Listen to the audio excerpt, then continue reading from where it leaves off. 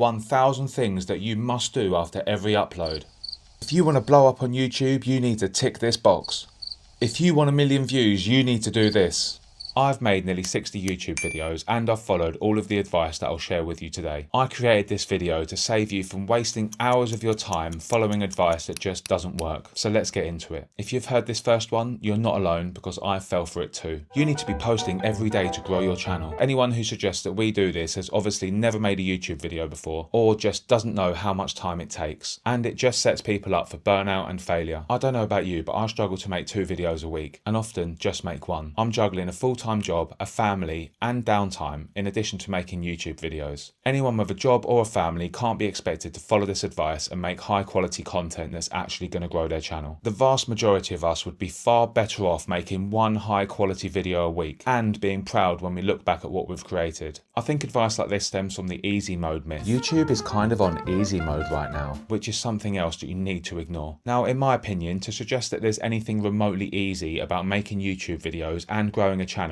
is outright disrespectful. I know dozens of people who spend hours making quality content without the results that they deserve. Late nights, early mornings, and time away from family doesn't sound like easy to me. The sad truth is that YouTube has never been more saturated, and churning out low effort content because you've been lied to will only waste your time and leave you disappointed. The time of day that you upload could be killing your views. I've seen loads of videos going around that suggest uploading at a certain time or in a certain way will see your video go viral. Now, there is some truth buried in there, but it's not quite as clear cut as it might seem, and I'll tell you why. You can upload at midnight or 5 PM and for the most part it makes no difference at all. YouTube will generally push your videos out to subscribers and beyond for days or even weeks after you upload it. I know this because I've tested it. Now, uploading when your subscribers are most active can be a good thing, but I've been suggested videos weeks or even months after people have uploaded them. So does it really matter? This isn't TikTok. We should be building a library of high quality content that can last for years. So with that long-term mindset, the first 24 hours really isn't the be-all and end-all, and neither is the time of day that you hit upload. Just upload your video and let YouTube find your viewers, because after all, that's what it does best. The next piece of advice has unfortunately also been doing the rounds, and it's even worse than the last one. It's often touted in clickbait videos like this. If you're setting your video to public, you're making a big mistake and leaving performance on the table. It's the myth that you shouldn't set your video to public when you upload it, but instead you should set it to unlisted or schedule it, and in doing so it will somehow have a higher chance of being pushed out to more people.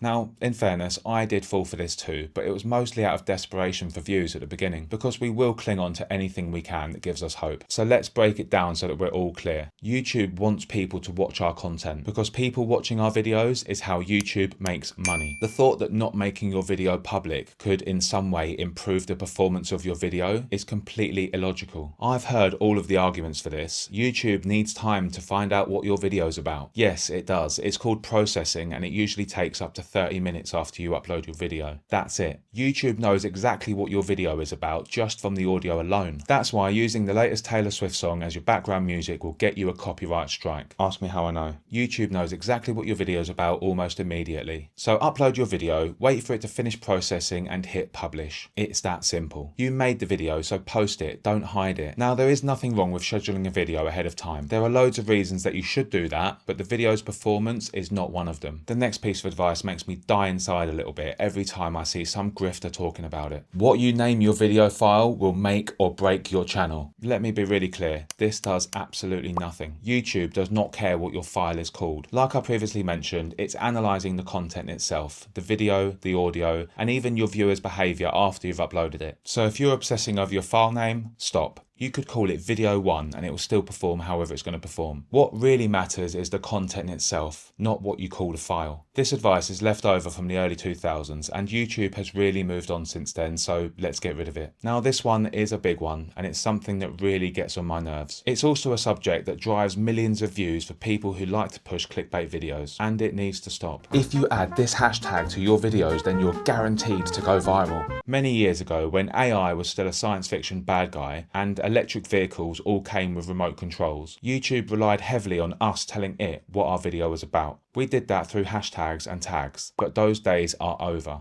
In around 2023, the algorithm shifted. Now it prioritises watch history, user engagement and relevance to current trends. So tags and hashtags then, how important are they? Do they matter at all? And can they make you go viral? Well, the answer is no, they can't make you go viral. Hashtags aren't dead, but they're no longer a growth hack, and don't let anyone tell you that they are. Using 3 to 5 relevant tags can help somewhat in discoverability, especially for shorts, but stuffing your description with them will not help your video. So what do we do instead? Focus on strong titles, clear descriptions, good thumbnails, and retention-driven storytelling. That's what actually works now, and will do more for your videos than any cheap trick will. It's a sad fact that millions of people will still cling on to things like this in the hopes that their channel's going to blow up. And the people who push this nonsense are just riding the desperation of struggling YouTubers all the way to the bank. If it was as easy as checking a box or putting a tag in your video's description, there would be no such thing as a struggling YouTuber. But people would rather cling on to easily achievable tricks than accepting the truth. We need to make better videos that people want to watch and keep watching to the end. There are hundreds of things that we need to learn to succeed on YouTube, and in this next video I reveal 25 powerful lessons that I wish I knew before I started on the platform. So give that a watch, and if you haven't already, give this video a like. And as always, thank you for watching, and I'll see you on the next one.